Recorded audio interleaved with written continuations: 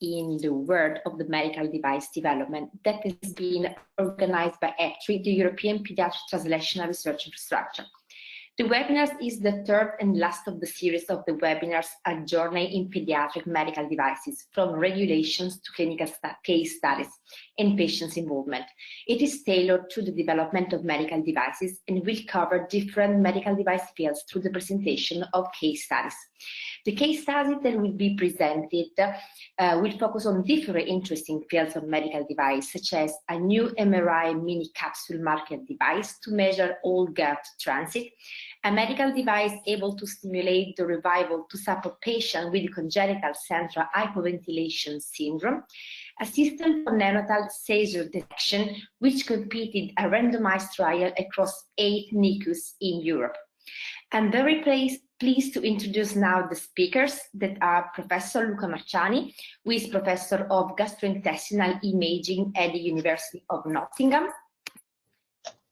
Engineer Caterina Piazza, she's postdoc researcher at the Applied Technologies Research Area of IRCS Medea, and Professor Geraldine Boylan, she's Professor of Neonatal Physiology, Department of Pediatrics and Child Health at the University College Cork and Director of the Irish Centre Maternal and Child Health Research Infant. I remind you that the webinar will last 1 hour and it is recorded. Please keep your microphone muted for the whole duration of the webinar and write any question in the chat box. I will read aloud all the questions to the speaker in order that they can answer to them.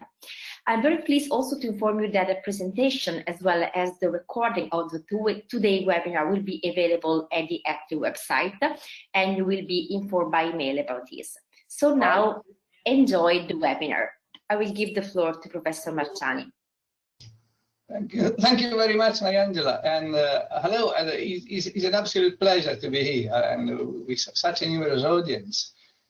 Just before I share the screen, as a matter of introduction, I'm an imaging academic. My job and my passion is to image things in the gastrointestinal tract from the outside, in humans, in undisturbed humans. So we don't do cancer or polyps. Our group specializes in imaging foods, drinks, formulations, medical devices, and also gastrointestinal function, transit, gastric empty, motility. And finally, after so many years of developing things in adults, we have a big push towards translating these techniques to pediatrics. And that fits well with the theme of the talk today, because it's about a new medical device which is aimed to measure whole gut transit time, which is the time it takes for things to travel through the gut, and is aimed at pediatrics arena, particularly children with constipation. So I'll share my screen, and I do need to say that I'm speaking on behalf of a large group of really, really nice people, and I'm speaking for them. So this is my presentation. I hope that you can see my slides on full screen now. Yeah? Yes. Thank you. I'll drop this out. And these are the controls. Okay, there we are. So I've said what I needed to say, and I will now progress. Very briefly, I'm going to give a quick talk. I'll talk about the rationale. So constipation is diffused. About 10% of children suffer at some point in their life. And fortunately, most of them are sorted out. But for example, just in England, about 27,000 are referred to hospital for their constipation. Managing these children is often difficult, challenging, and based only on the symptoms reported sometimes by others. So the predicament of the whole story is that an objective measure of whole gut transit time, which I said the time it takes for things to travel through the body, could be useful, particularly if it's done to help the selection of therapy.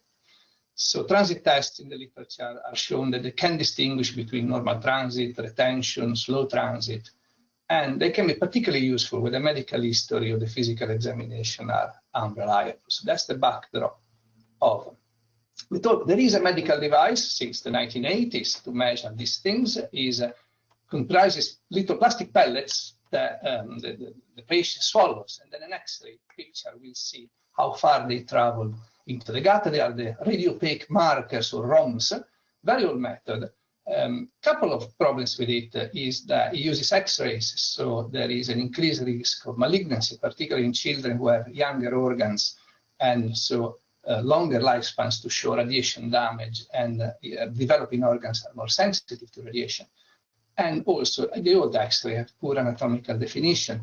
And you can see here on the left an X-ray, and we all think about the colon, like in the books, like a nice M-shaped organs, but it's very convoluted usually. Telling where the pellets are in a 2D X-ray can be very difficult. So our predicament was very simple. We wanted to take this on with modern imaging techniques, and no ionizing radiation, better quality, and magnetic resonance imaging is the technique that could do this. So we invented a new pediatric device. They are this little mini capsule you can see here on the top right, and they are visible by MRI because they are filled with fat and water, which are the things that every MRI scanner in the clinics can do. And they're small, comparable to the old radiopaque markers. And they are an ingestible device, so they fall under class 2A for the devices. The idea is novel and inventive. We got quite a few patents out of this. And the most important thing to say is that we could design this with our young person advisory panel. We'll spend a couple of slides telling you about our interaction with the children for the design of the medical device. And this is manufactured by our wonderful medical device manufacturer, JV Technologies. I will spend a couple of words on them later too. Since the beginning of the project, we're looking back at 2015 probably, we've involved a panel of children in the research. So we researched the intestinal transit, we built marble runs to show the children how thinkers travel. We constipated the marble run with dessert creams. We made the ethics materials, we made the packaging, we made online animated cartoons that the children themselves have made the script and the voices. We go around to conferences co-presenting the research together, and we co-drive the research. So a representative of the children panel come to our grant management meetings.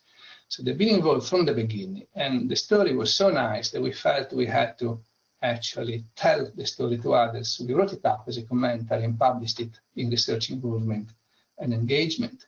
And all this work has been recognized also by the funder as one of the evidence alerts of good practice involving children.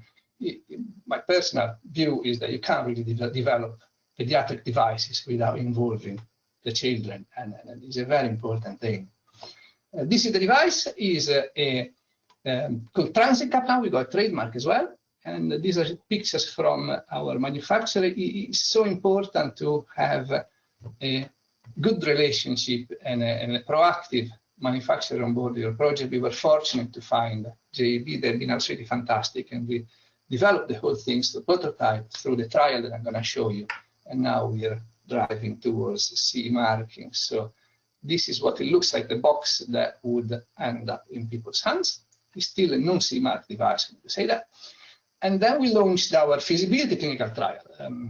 Most of this audience are familiar with medical devices. A first-in-child of a new device is not for the faint-hearted. It's a massive endeavor from the regulatory point of view as well.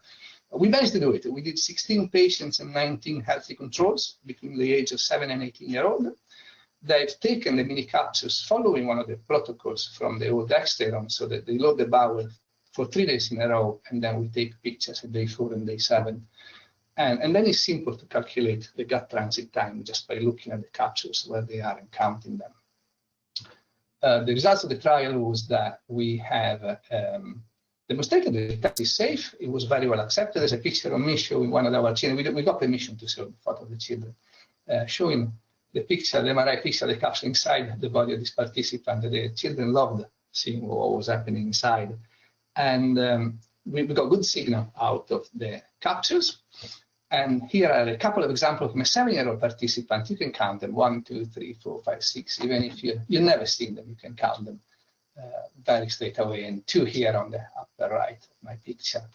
So it's easy to see them. And we were not aiming to define new data on gastrointestinal transit, but it's nice to know that our data compare well with the literature. There was a significant difference. We were expecting the transit time to be longer in children with constipation compared to much controls. So the trial was successful. We published it.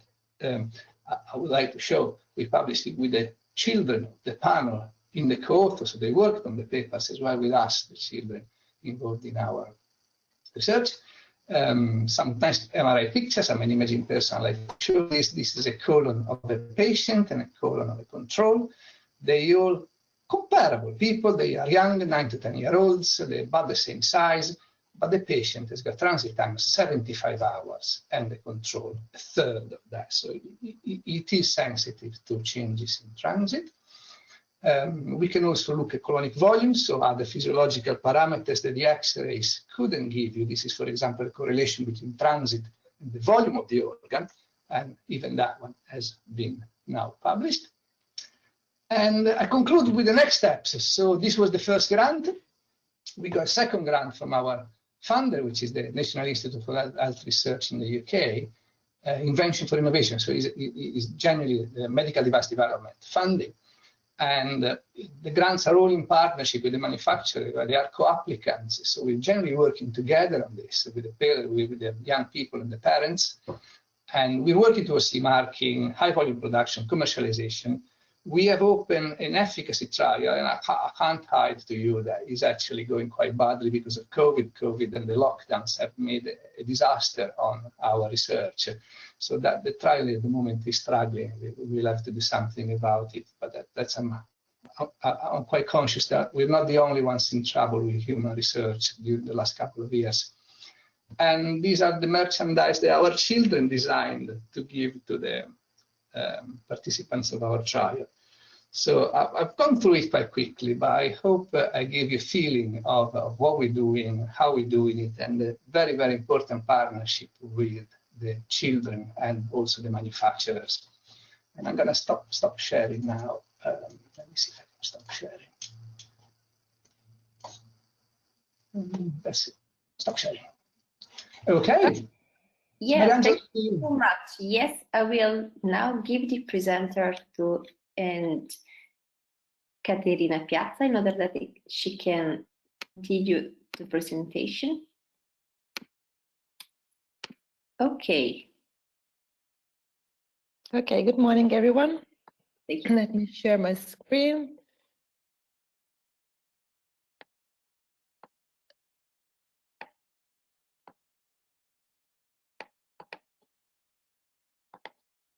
Okay.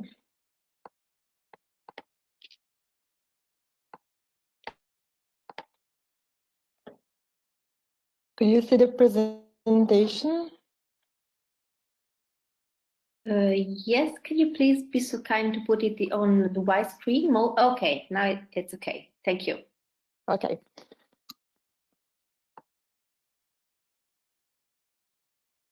Okay, so good morning, everyone.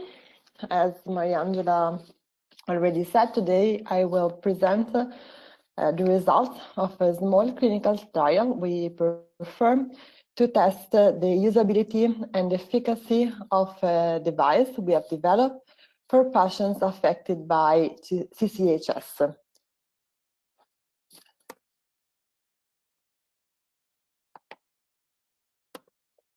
Okay, so first of all, what is CCHS? CCHS stands for Congenital Central Hypoventilation Syndrome. It's a rare genetic disease caused by a mutation in the FOXP2 gene. This pathology leads to an dysfunction of the autonomic nervous system, and the main symptom is the occurrence of hypoventilation episodes, especially during the night, during sleep. So basically what happened is that children with CCHS during the night could stop the breath, and in order to start again, they need to be waken up. This seems to be caused by an anomalous functionality of the respiratory control system made by the chemoreceptors. Unfortunately, today there is not a therapy for patients with CCHS, and these patients require a lifelong ventilatory support during sleep, and in some cases also during wakefulness. Moreover, even if they are ventilated during the night, some apnea crises can occur, and so it is suggested to monitor the oxyhemoglobin blood concentration level during the night in order to prevent severe events of hypoxia and hypercapnia, and of course the obvious consequences of these events. But which are the main issues related to the assistance of patients with CCHS? First of all, these patients need to be supervised by a caregiver. Unfortunately, in most of the cases, there is not the assistance of a nurse, but the parents are the caregivers of these patients. The only alert systems available for patients with CCHS are the ones integrated in the ventilators and monitor devices. But most of the subjects with CCHS did not awaken to these alarms. And as I've already said, in most cases, they didn't have nighttime nursing. So actually, there is not an adequate domiciliary assistance for these patients.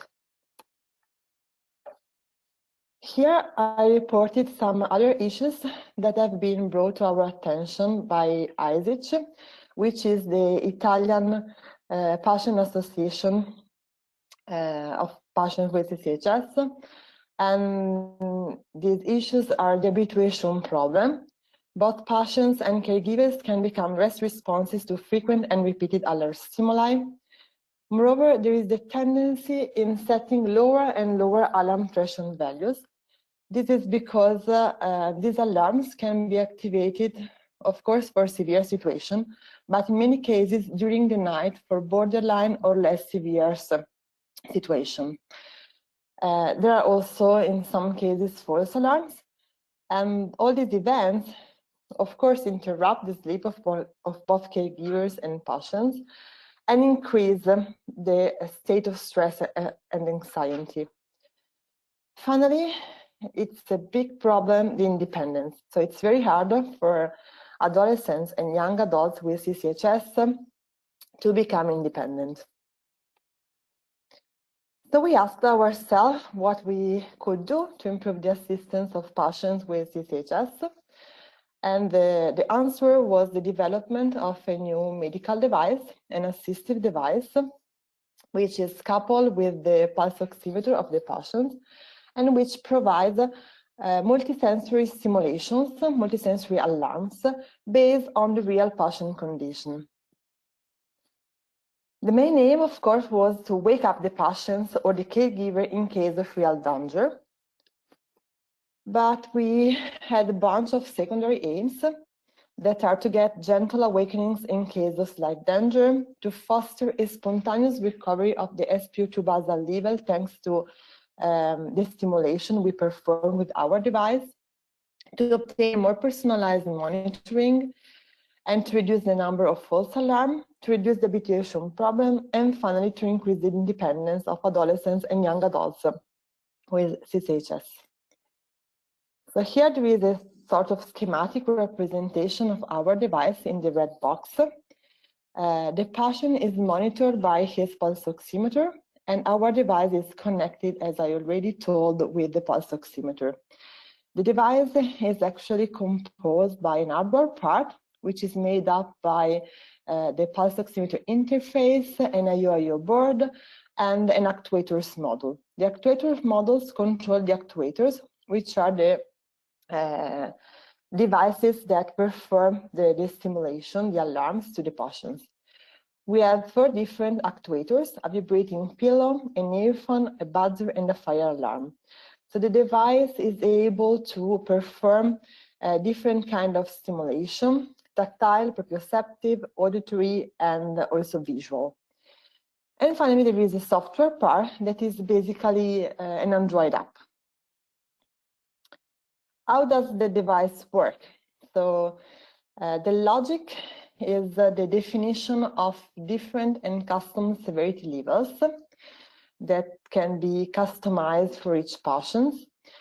And each severity level is characterized by an SpO2 threshold and a time interval that is allowed in relation to that threshold.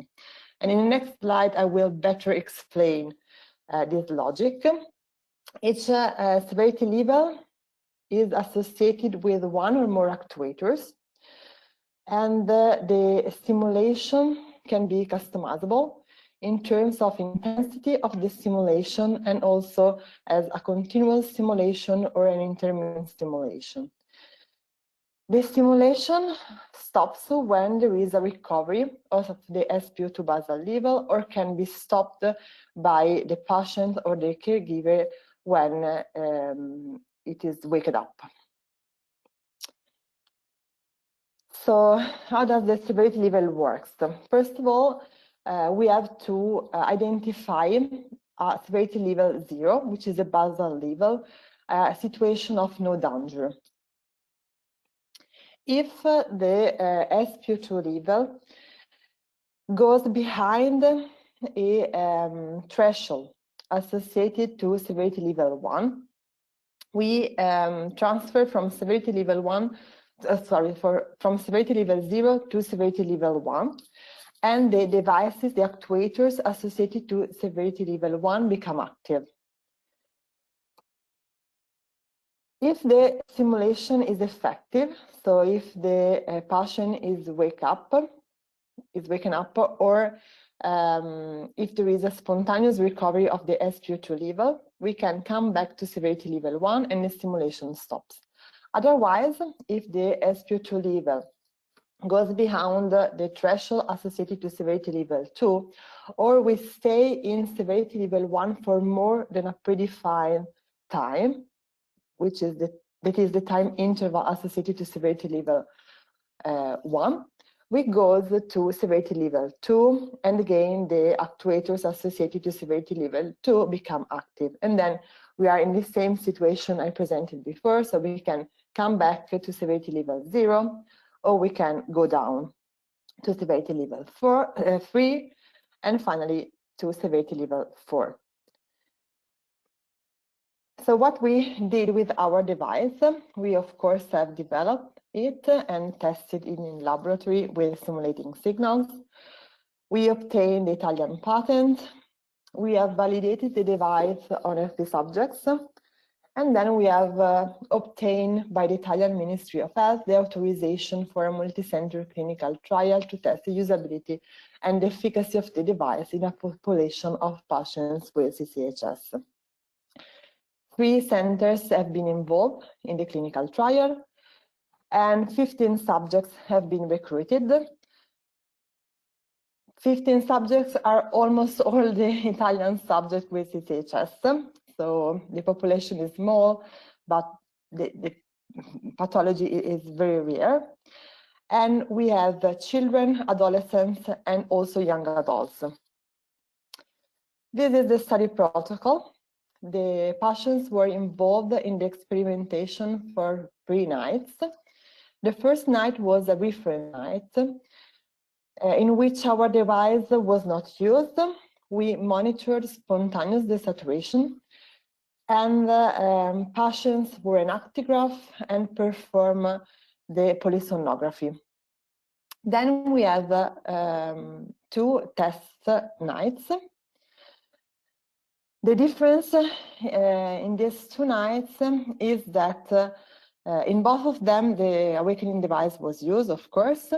And the difference is that in one night, we monitor again only spontaneous desaturation, whereas in the other night, we also induced some desaturation to the patients by modifying the ventilator's parameters. And this was done to test the device in different sleep stages, and to be sure to test all the actuators of our device. The 2 nights of tests were presented in randomized order. During the experimentation, only one actuator was associated to each SL in a random way. The only exception is the fire alarm that we consider a life-saving device that was always associated to SL4. Some results of our clinical trial. The first result I would like to present is the percentage of awakening. Here, the results are divided for two groups of patients, children and adolescents and young adults. As you can see, our device was quite good in awakening adolescents and young adults. We obtained 100% of awakening using the fire alarm, but unfortunately was not so good in awakening children. It was really hard to wake up children that seems to be more sensitive to tactile and proprioceptive stimulation. But what is interesting is that in the cases in which we didn't record it, we didn't observe conscious awakening, we found an arousal. In most of the cases, we found an arousal. So we found an effect on the EEG.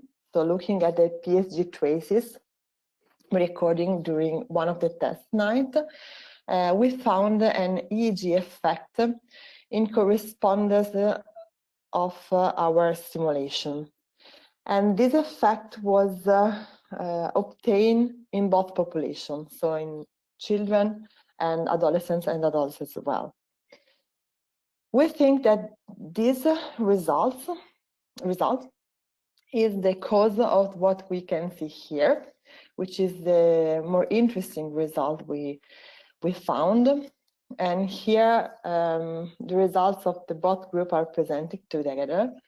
So if we look at the spontaneous desaturation, we found that using our device, the percentage of recovery of the SpO2 basal level without a conscious awakening is higher than without the device. And the final result is that the sleep efficiency doesn't change with and without the device. So finally, I can conclude by saying that we obtain promising results in awakening adolescents and young adults. Unfortunately, a low efficiency in awakening children. It seems that the multisensory stimulations foster the spontaneous recovery of the SpO2 basal level, and the device didn't affect the sleep efficiency. Of course, we need to continue to experiment our device with a larger population. So we would like to perform an European clinical trial. And we need to work to improve the device in the use of it with children. Thanks for your attention. Thank you, Caterina, for this very interesting presentation. Now I will give the floor to Professor Boyland. Okay, now you should be able to share your screen. Okay, can you see that? Yeah, perfectly. Thank you. Okay, great. Well, thank you very much for asking me to speak at this webinar. I'm delighted to be here, and really fantastic talks from our two previous speakers. And I've learned a lot. And I'm just here to tell you a little bit about a slightly different topic. It's about software and developing software, but software is a medical device. And we have developed software for automatically detecting seizures in newborn infants. And I'm just going to tell you about the reason why we did that and the pathway involved in getting that device to clinical trial. So I kind of want to cover why a seizure detection algorithm is needed for babies in the neonatal intensive care unit. And then the algorithm, we called it, we needed a nice name for the study, so we called it ANSER, the algorithm for neonatal seizure recognition. And then I'll just talk a little bit about translating that from the bench to the Cot-side in the neonatal intensive care unit. But first, I'll talk about seizures. And I know Luca mentioned that, you know, developing medical devices for pediatric populations are not for the faint-hearted. I totally agree, and certainly not for the neonatal population. It has its own unique set of challenges, but I think the key thing is to work with a fantastic team of people, and that certainly has been something that has stood to us for developing this medical device. So I'm going to talk about neonatal seizures, which are caused by a variety of conditions, but the primary cause of seizures in newborn babies is a condition called hypoxic ischemic encephalopathy, where there's been a reduction in the blood to the brain of the baby around the time of birth. And the baby's born in poor condition and needs resuscitation. But quite often we don't know how long the baby has had deprivation of oxygen. But one of the things we look for is we monitor the brain, and we look for seizures to tell us a little bit more about that injury, potential injury. And obviously if there are seizures present, we want to treat them. But seizures in newborn babies are also caused by strokes. They're caused by infections.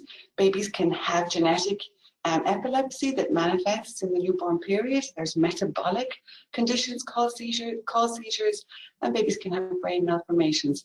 But by far the commonest cause are seizures that are called acute provoked seizures. They're provoked by something that happened to the baby in or around the time of birth, or as I said, it may be a genetic or metabolic condition. And seizures are more common in the newborn period than almost any other time of life. They increase a little bit as we get older, but certainly in the newborn period, you're at higher risk of neonatal seizures.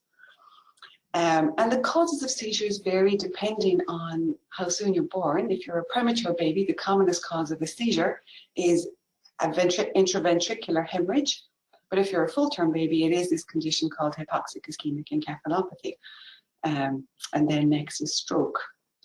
Why are we worried about seizures in newborn babies? Well, because we know they're independently associated with brain injury. So a baby may have had an injury at birth, which will probably lead to, which may lead to later complications and neurodevelopmental problems. However, seizures on top of that will add to the existing injury. So it's really important we recognize them and we treat them as soon as possible. And we know now from lots of studies that babies that have lots of seizures, what we call a high seizure burden, that's more likely to be associated with an abnormal outcome. So this is the typical scenario that we're faced with in neonatal intensive care. Is we have a baby who's very sick, and they're quite often, as you all know, monitored with lots of equipment. And one of the things that we do for babies now in neonatal intensive care that have had hypoxic ischemic brain injury is we cool them for the first 72 hours after delivery. And on the picture here, it's just showing a picture of a baby wrapped in a cooling blanket. And sometimes, you know, the baby's head can be cooled as well, as depending on what center you're in. And then, of course, babies have lots of different monitoring devices, and really sometimes it's really hard to see what's actually going on with the baby because there's so much happening. But I suppose the thing to say about neonatal seizures is that a baby, we don't always see the neonatal seizures. If you or I have a seizure, we may have clear clinical signs. We may, or you may have some strange sensations. Or if it's a younger child, they may be able to tell you. If it's a newborn baby, they can't tell you that something is happening in the brain. And we know that sometimes up to 80% of neonatal seizures don't have any clinical manifestation. So it's really hard to detect them. And the only way we can detect them is to monitor that brain using electroencephalography, which is monitoring, which is EEG. So we have to put some sensors on the baby's brain soon after birth and pick up the electrical signals from the brain. And that's a whole other challenge in itself because neonatal EEG is difficult to interpret at the best of times. And then, of course, babies are not born 9 to 5 days a week. They're not born in routine hours. So to get somebody available who's able to interpret those signals 24 hours a day is challenging. So this is the typical pattern that we see on an EEG. We put sensors on the baby's scalp and we see patterns of activity from their EEG. But as you know, it takes quite a number of years to figure out all these patterns and what they mean and to recognize seizures. So you really do need to have some neurophysiology and neurology experience to do that. And quite often, as I said, these babies are born when they're in trouble and they're seizing. It can be at 4 in the morning at a weekend. So how do you get the expertise to the Cot-side for these babies to interpret the patterns, to tell the clinical team that they're seizing so that they can be treated quickly to hopefully prevent some of the potential brain injury.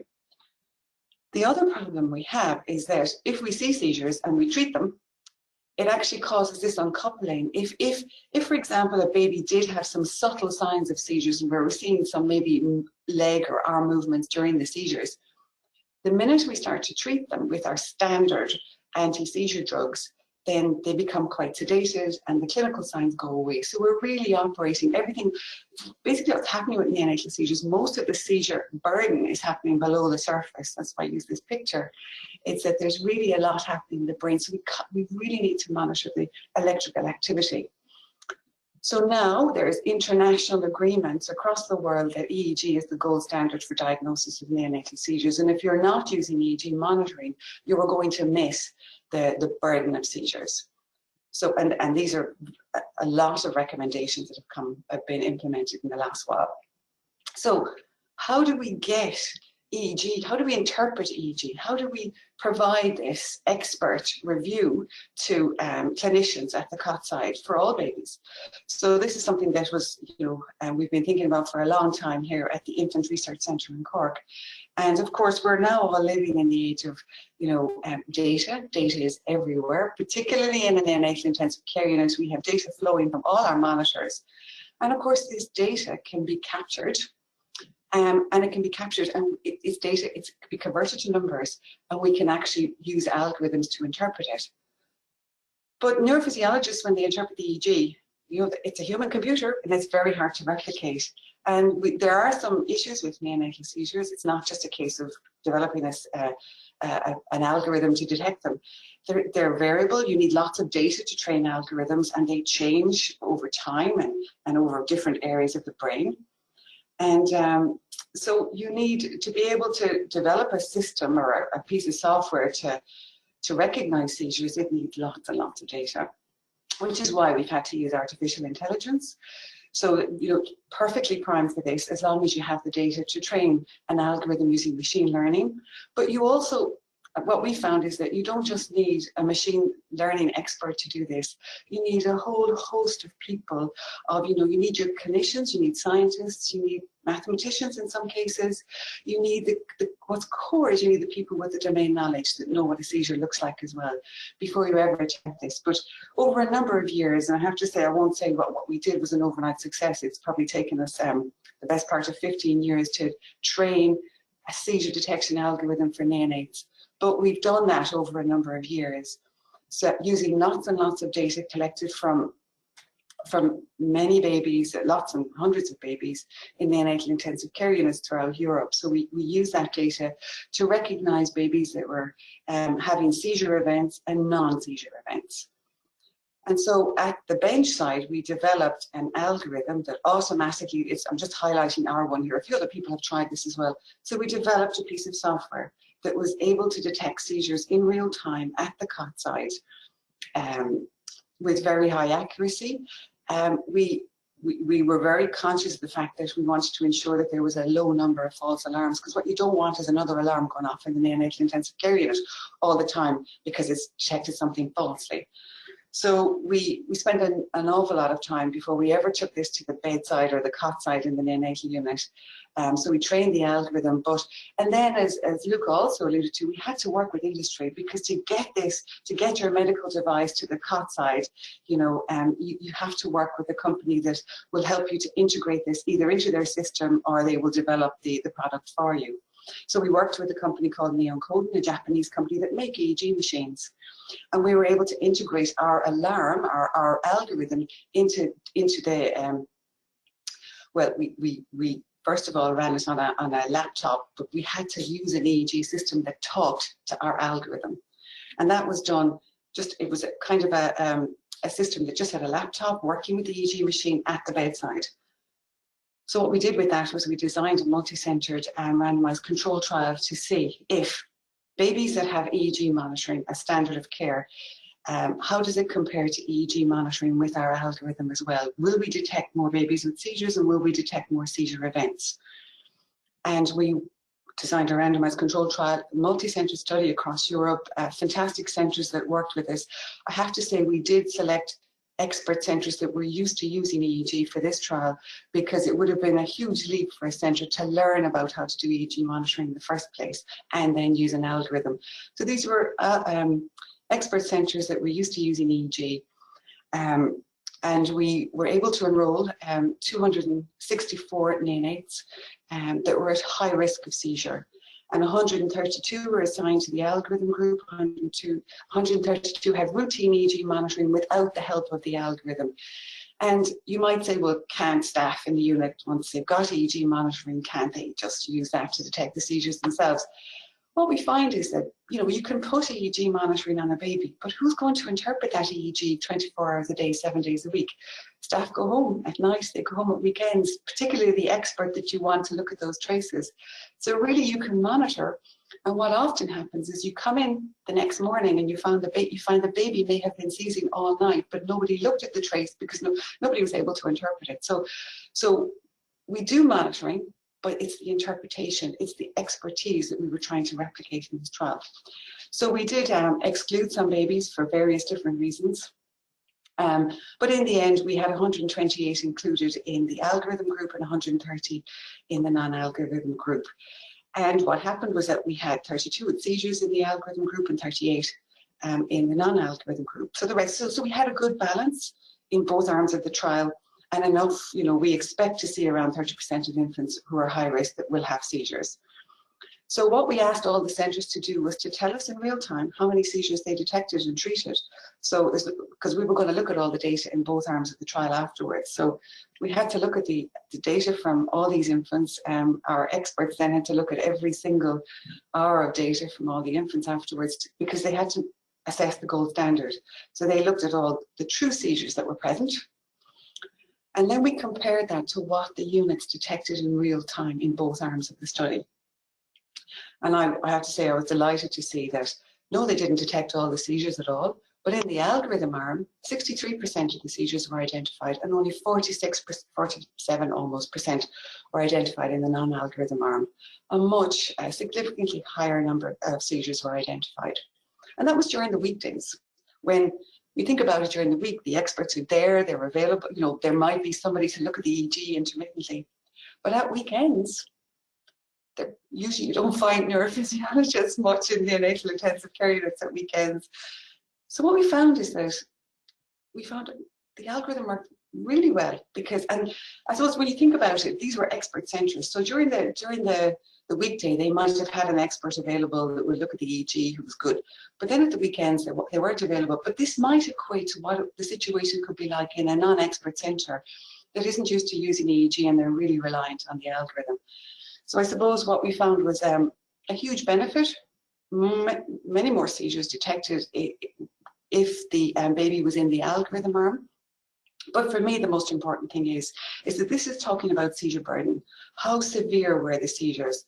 And consistently we found that if the baby was in the algorithm arm, a much higher percentage of the seizures were detected. So the seizures that were which are much higher, when a baby had a higher seizure burden, the algorithm was performed really, really well. So that's important.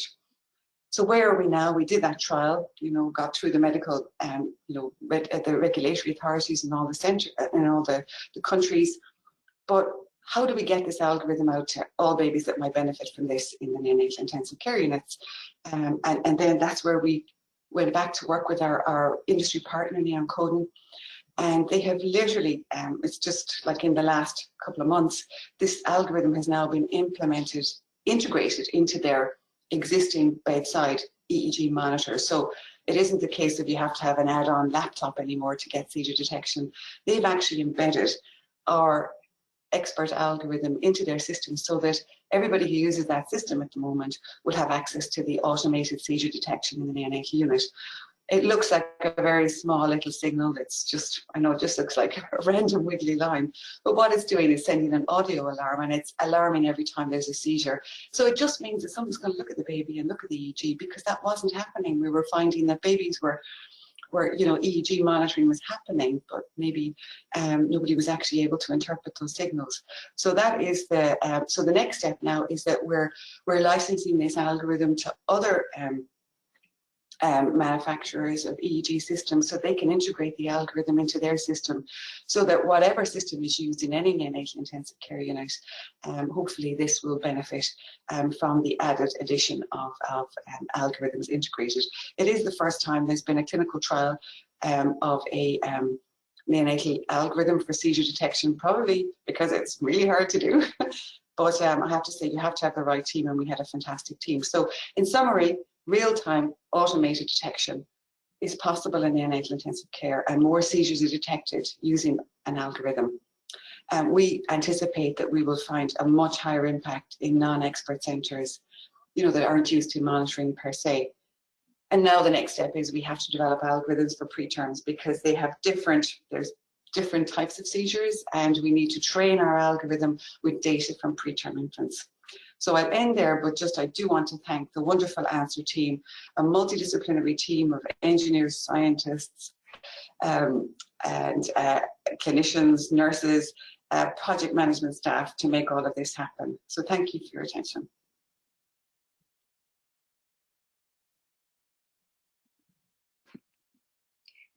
So thank you so much for this very nice presentation. I would like to see in the chat if there are any questions. So I will invite anyone want to make any comments or as any question to the speaker to please send any question in the chat box.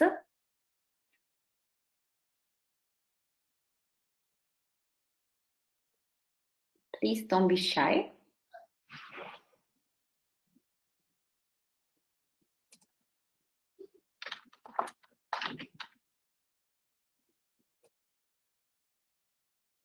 Okay, so in the meantime that we receive any questions, do you have any comments? So the three of you.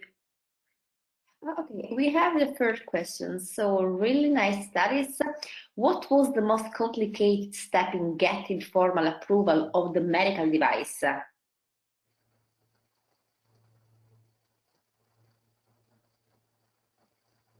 Who wants to comment on this? Well, it depends which level of approval. If you're talking about CE marking, is different from getting approval from an investigational device clinical trials. So there are two different levels of approval. Our one had so far the approval for investigations, not for CE marking or FDA approval. Well, it looks like Geraldine may be further ahead of us.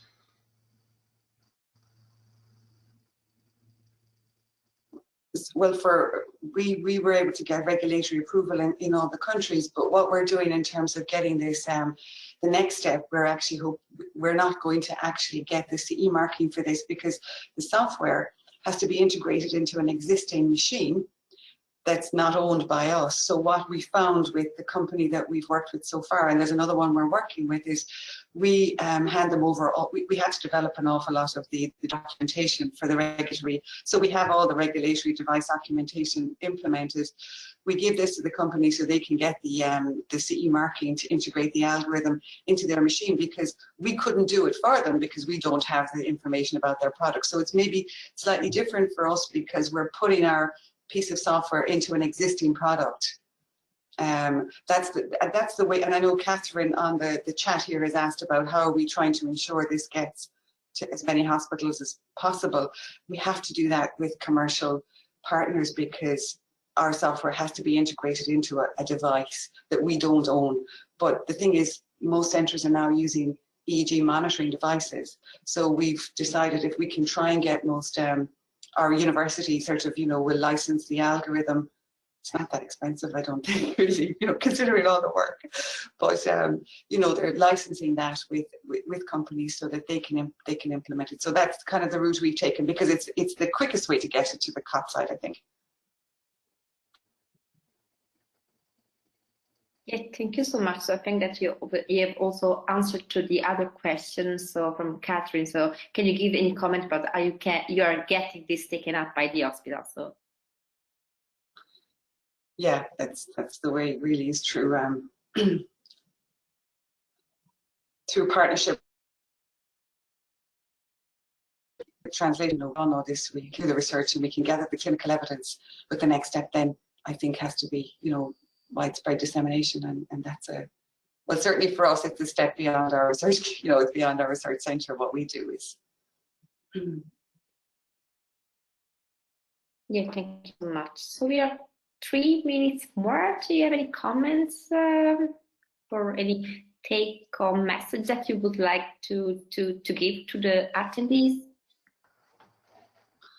Maybe one comment, if they haven't seen it, is that EPTRI has made the review on medical device development, which has just been published recently on pharmaceutics. So if some in the audience are interested, this is open access, you can just Google it, and you can download the most recent review on medical device development, sponsored and made by EPTRI. So that's something to read.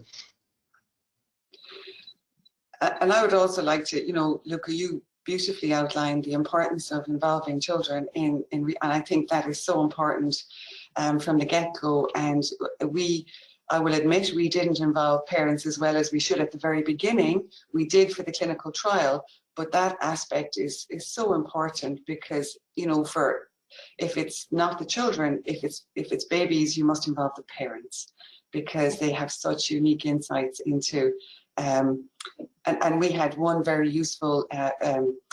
We trialed the algorithm, and one of the messages that came up on the screen, the alarm said seizure detected, and that's very upsetting. If you're a parent sitting in a neonatal unit watching, you don't want to be told, oh, there's a seizure detected on the screen all the time. So we changed the algorithm and the output based on feedback from parents saying, no, I want to know there's a problem. I want somebody to do something about it, but they'll get more alarmed if they see seizure, that, you know. So that was one sort of experience we had, which was incredibly useful. And I wish we had involved parents much earlier, because we realized we had gone quite far down the development pathway when we could have addressed this much earlier had we involved parents much sooner. So I think. And these days, with the new medical device regulations, this is not just become a nice thing to do, it's become a necessary thing to do, because feedback needs to be incorporated into the submission. So how did you get to the final device? How did you get to design it like this? Yeah. Absolutely, but when we started, it wasn't essential. It wasn't mandated that you had to do that. And of course, we found to our cost that it was absolutely the right thing. We should have done much earlier. So, you know, so it's. Yeah. Thank you. And in the meantime, as per your suggestion, look, I have put in the chat box the link, the references to the publication that you just mentioned, that is open access and has been just published on the pharmaceutics.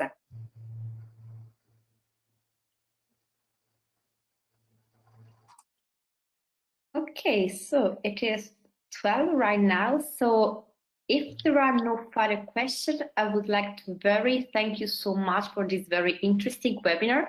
I would like to remind all the participants that the presentation as well as the recording of the webinar will be available on the EPTRI website. I will send an email to all of you in order to put the link on where they can find all the materials. And so, what else? Thank you so much. Thank